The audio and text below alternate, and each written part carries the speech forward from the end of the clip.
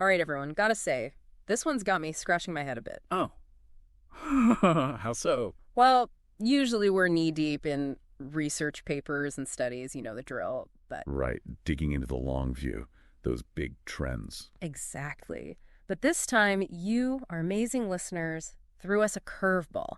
It's all about this potential suspect in the Dallas shooting, Antonio Edwards. Ah, yes. I saw that popping up online. Heartbreaking situation. And it's all unfolding right now as we speak, which is, well, new territory for our deep dives. Makes sense to be cautious then, early stages and all that. To say the least. I mean, the Highland Hill shooting was huge news, just awful. Everyone wants those responsible brought to justice. Of course, and that's where this Edwards fellow comes in.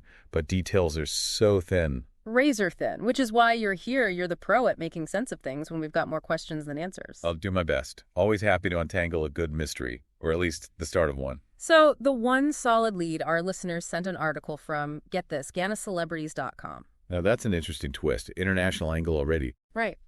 So we're going to break it down, see what it tells us, what it doesn't, and hopefully arm you with the right questions to follow along as this develops. Okay, first line of this article.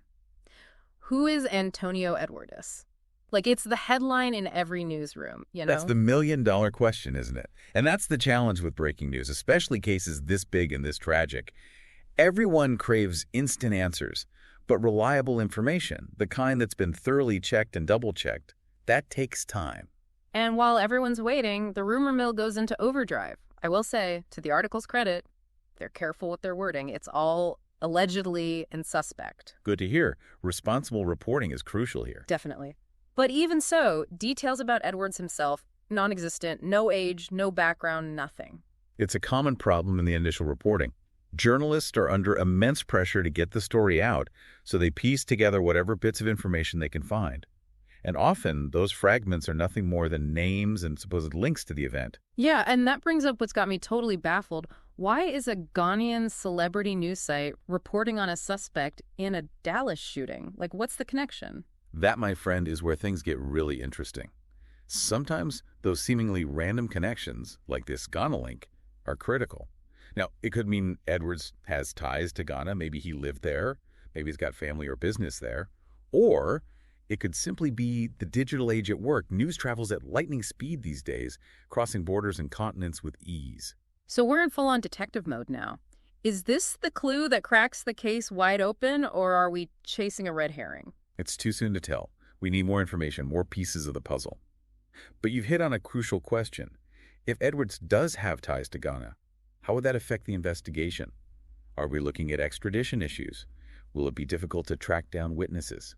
It adds a whole new layer of complexity. This deep dive feels a lot different than our usual ones. It's like we've usually got a map and a compass, and this time we're feeling our way through the dark. And that's an important lesson in itself. Sometimes, the most valuable learning comes from navigating uncertainty. Pay close attention to how this story develops over the next few days and weeks. What new details emerge, who's reporting them, and can you trust their track record? This case, even now, shows just how important it is to be careful with the information we consume. It really does, and that's where you, our incredible listeners, come in. If you come across any reliable information on Antonio Edwards or anything to do with the Dallas shooting, don't sit on it, share it, send it our way. We're all in this together, trying to piece together this puzzle one bit of information at a time. Today is your lucky day. Today is the day that our $3 website works for you, paying you directly to your PayPal daily. Imagine $3 ongoing continuous payments to your PayPal account. Imagine falling asleep and waking up to $300 in your PayPal account. How would this make you feel? How could this help you? What bills could you pay? What kind of fun could you have?